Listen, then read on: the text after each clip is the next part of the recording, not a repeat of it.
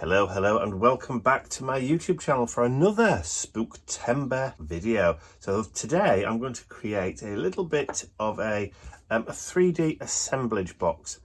Something which I've not done for absolutely ages. I've not done any assemblage, I've not done any kind of mixed media canvases for quite some time. So I kind of fancy playing around with just a little bit one for Spooktember.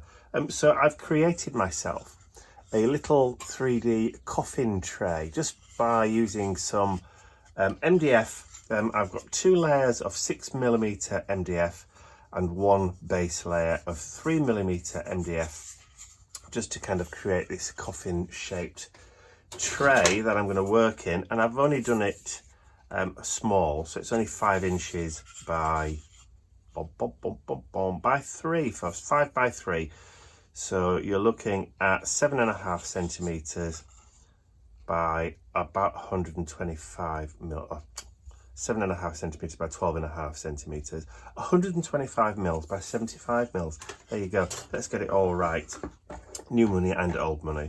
So there we go. So I've also gone into my resin collection, all my scraps and bits and pieces, just to see what was in there, to see what I can play with. And I've pulled these bits out and I've kind of put them together in a mini sort of Memento Mori style collection, if you like.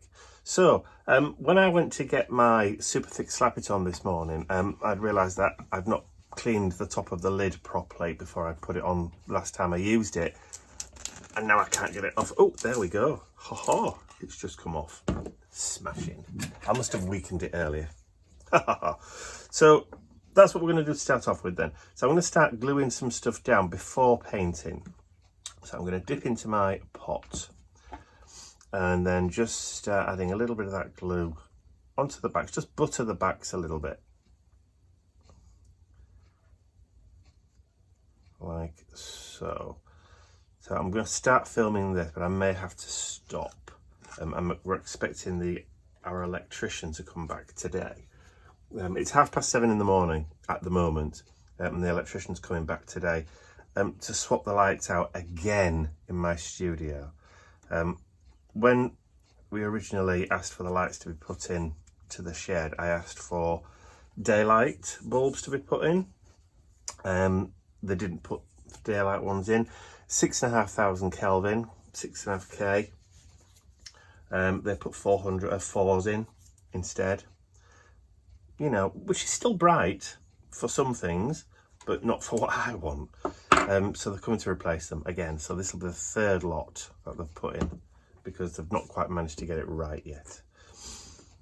So hopefully this will be the last time.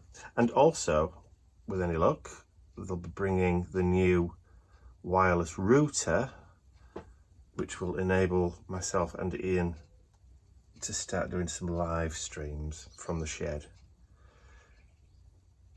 which will be even more fun. Right, so at the minute I'm just layering up these bits of resin. These have been in my stash for ages. This one's covered in dust, but it doesn't matter because we're going to get painting. So this is from a mould that I borrowed from, let me just see if I can refocus. That's it. The sun keeps shining in and altering the auto exposure. So yeah, this was from a mould that I borrowed from my friend Kay at Indigo Blue. She's had this one in her collection for ages. So I borrowed it one afternoon and I just cast, I think it was something like 8. And then gave her the mould back and went, cheers. Yeah, so, because it's absolutely lovely. Just needs a little bit of finessing down at the bottom here, but this is going to get covered up. You can just like grab an emery board and sand it, if that's, you know, the sort of thing that you like to do, like so. You know, you can just grab an emery board and just kind of round off those bottom edges. I don't want to get, you know, grit everywhere down there, so but that's pretty much what I want to do for this. So we're going to butter hair on the back like so. I should put the lid there, shouldn't I? So I've got somewhere to put my spatula down. My spatula. And then she's going to go creating that kind of steampunky vibe halo.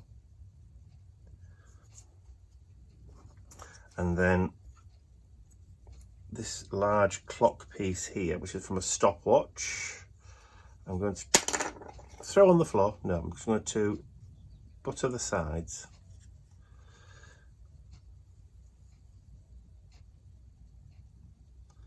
Like that. Flip that over. So the top part of the stopwatch isn't going to be seen.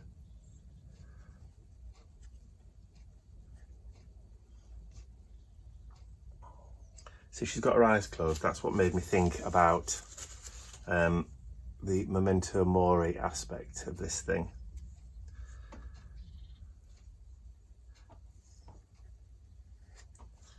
That's it. And I can come around in a little while with a brush, just wipe away any excess foo that squeezes out. So now that's going to go on there, and that will cover that little bit there. So we'll get plenty of that on there like that, just like that there. Good title for a song, that. Flip it over, and then maybe a bit too much. You do need wet wipes for this. There we go. Like so. And then just at the top, I'm going to just put this little coguette. Just to add a bit of decoration towards the top there.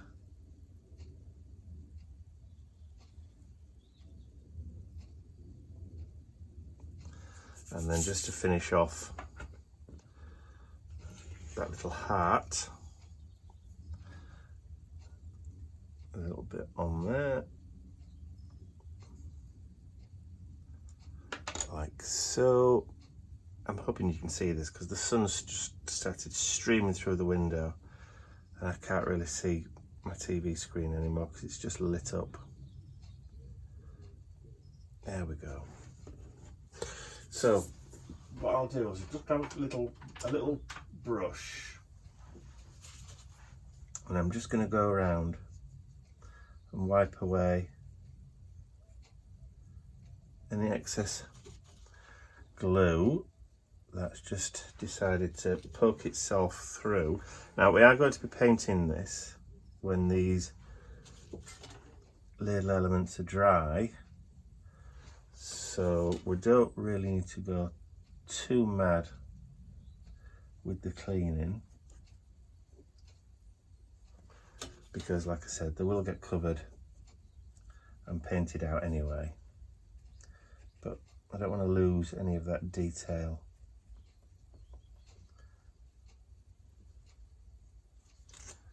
There we go.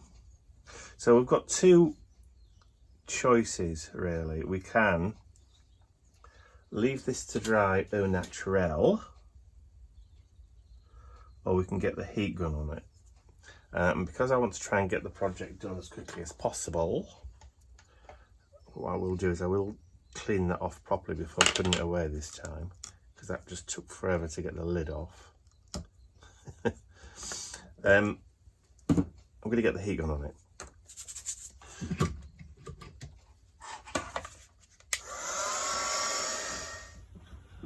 Alright, so everything's had time to kind of glue. That's still a bit wobbly on the back there. I'll just have to be careful with that so that I don't move it. So what I need to do now is just using some black gesso. This is from Indigo Blue. Just give it a bit of a shake up. Oh, lovely. Is to start giving everything a coat.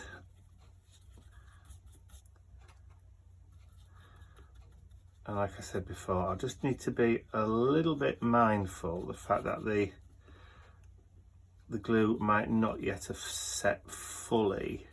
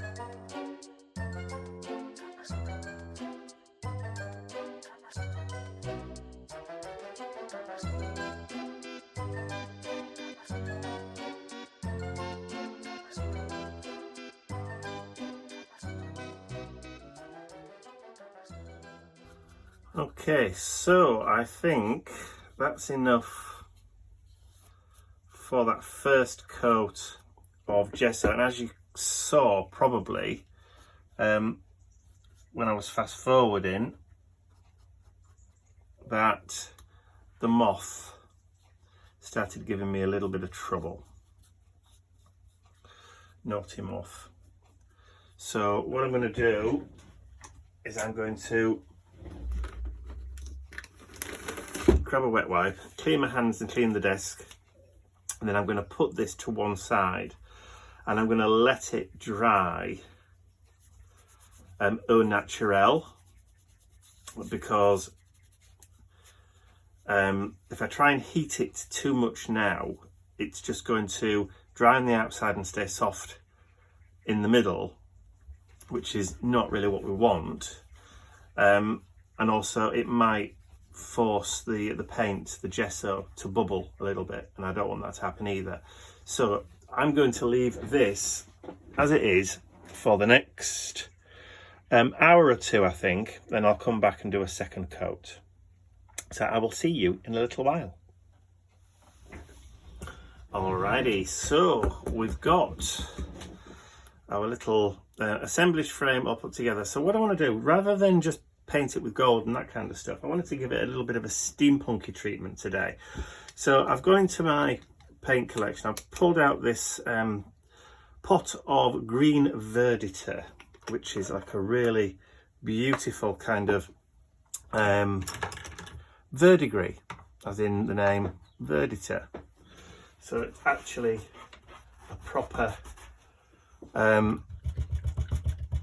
verdigris shade, copper oxide. There we go, just get a clean brush and just dry it off. So what I'm going to do is I'm going to just dib in and I'm going to go over. I'm going to get right in to some of those nooks and crannies. I'm not going to go fully paint everything complete matte coat with it, but I do want to get into how creamy this stuff is. It's lovely. So this is actually, it's not craft paint at all. It's actually wall paint. It's from a company here in the UK called Little Green, and they do lots and lots and lots of really nice kind of heritage colours. So if you're wanting to model your home on a particular period, this is the website to go to, this is the company to go to, because they have some beautiful period colours. And when we're talking period, I'm not just talking like Victorian or Regency or whatever. They've got everything from like all those, plus like some nice 70s shades, 60s, that kind of thing. You can literally go wild with them if you want to. But my thought behind this was maybe it's a memorial, and it was originally kind of like copperish, and it's now turned because it's been outside. I need to get plenty on. It's still not completely stuck yet, which is a bit of a pain in the backside. Stuff's taken forever to cure, to dry, but that's all right because we can manage. So yeah,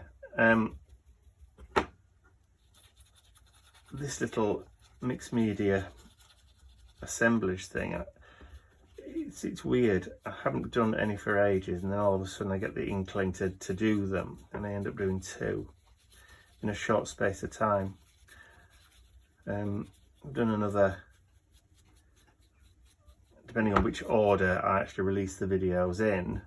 You've either seen it already or it's the next one, but that's not quite so involved, not quite so complicated as this one anyway. Just a little bit of spooky decor for the house when it comes to decorate for Halloween.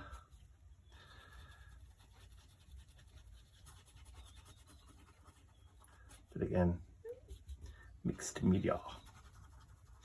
So this paint has literally little or no odour at all, and it's the same paint that we're using in the lounge from the same company. So the blue of the bookcases and the panelling is all from this company. And the exact blue shade from the company is called Etruria. Etruria. What it actually means, I've got no idea. But, you know, it's one of those things, isn't it? It's one of those things. Right, so let's just turn that around. I don't mind getting my fingers in it, just so I can get that coat on.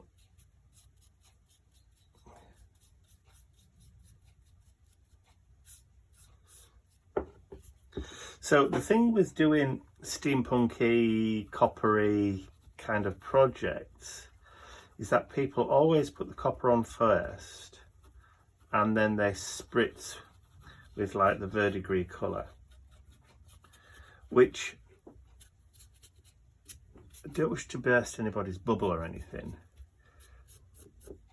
but is actually the wrong way around if you're going to do it.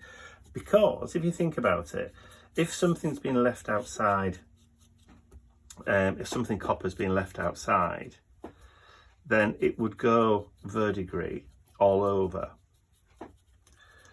in the areas that are exposed more to daylight or to the elements. But if something was being handled and touched,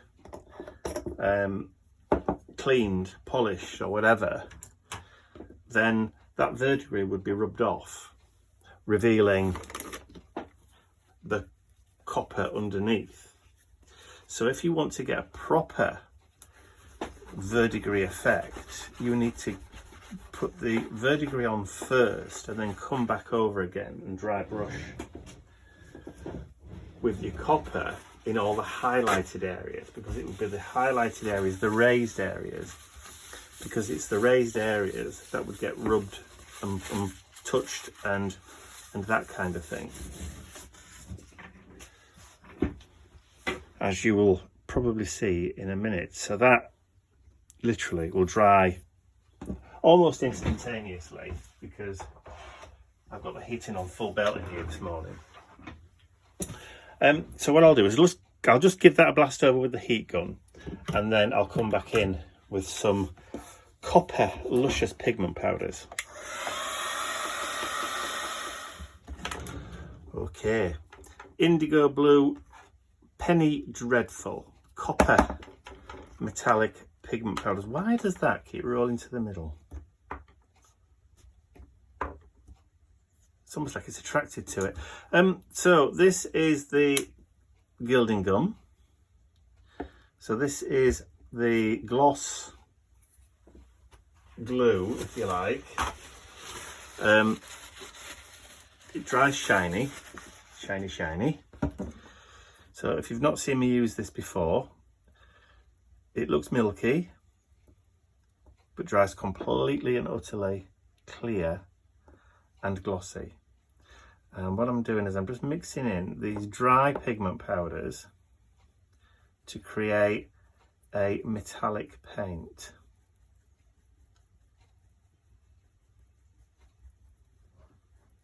Okay, but I want to do dry brushing. So let's grab some tissue, because I don't want to go too mad. So let's just take off some of that gloopiness off the sides, and then I can come in and just gently start brushing over the top of those raised areas.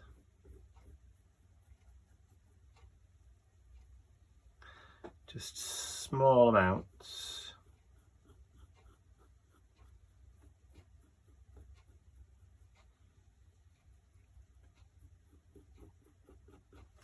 And the trick with dry brushing is keep your brush as flat as possible. If you go in like that, your bristles are bound to go into all the little nooks and crevices that you don't want it to.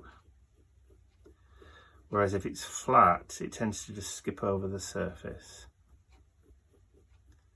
which is what you want.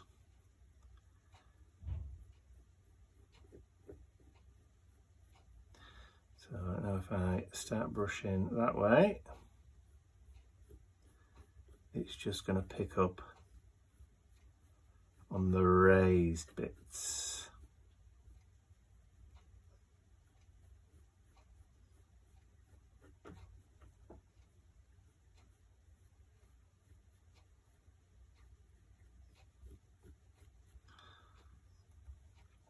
And then just around the outside, I want to get a little bit on those corners, on those edges.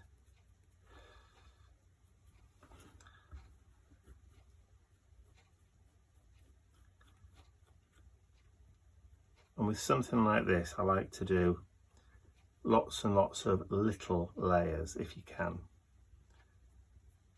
And then we're just catching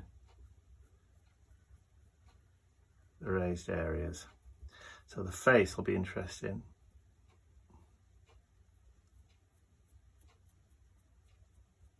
So the chin, cheeks, brow ridges,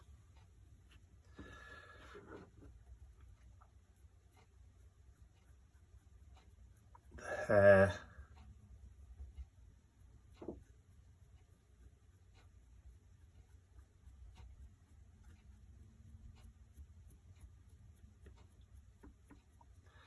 so the green kind of stays in the recesses, in that background, and then all of a sudden the copper starts being what's in the foreground.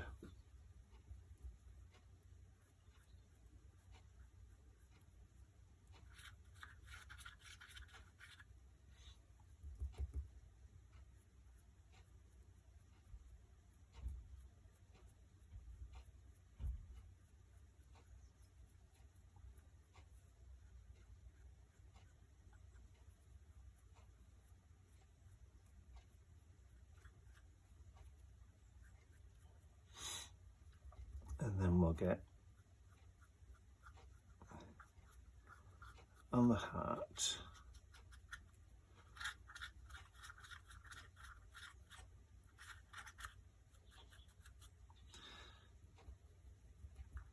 So as with most kind of like mixed media projects, if you feel that you've got too much on, like maybe like on the nose there, and you think, oh, I could do with just toning that down a little bit, then that's fine. You can just take some more of that green paint and then just go over it again, and then when it's dry, just come back in and then lightly go over it with the copper again, and just keep on doing it until you're happy. Just keep covering it up. So just grab the paint again. This gilding gum dries really quickly, so you're okay to make adjustments on the fly. Let me just get a really small brush. That one was in that pen pot upside down. How weird. Okay, so let's just take a little bit of that. And let me just go back over it again.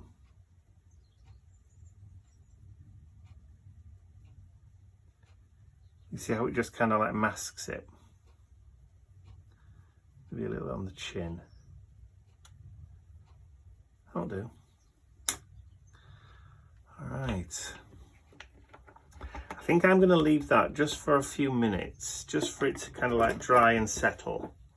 I'll give a chance for my phone to recharge as well. So I'll be back in a little while.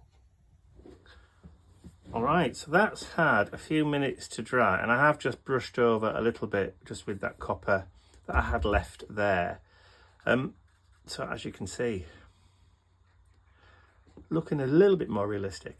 So what you can do now is take your distress ink, your vintage photo, or any other kind of solvent based ink if you want to, and then you could just add a little bit of age, grunge, just around the outsides, wherever you feel that it might need it, just to kind of age it down a bit, grunge it up, dirty it, warm it,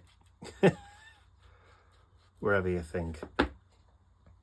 So, and then I've got one of those Tim Holtzy chipword things saying lost,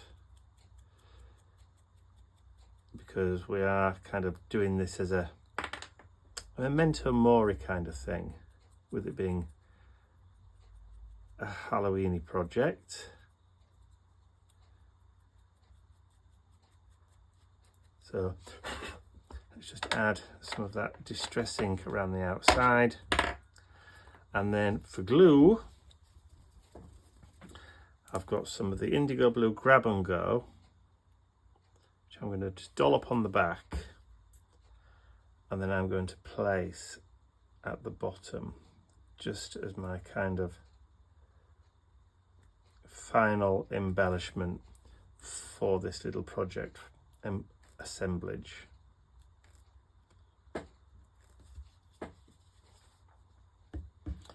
And I think I'm happy with that, and I think I'm done. So from wood and resin to faux copper and verdigris. So I hope you've enjoyed watching me create that little assemblage frame. If you have, please remember to give the video a thumbs up, share the video with your friends, and if you haven't subscribed to my YouTube channel already, you can do so by clicking the button at the end of the video. Clicking the video at the end of the video. No, clicking the button at the end of the video. That will do just nicely. So that's all from me for now. I will see you all very, very soon. Bye for now.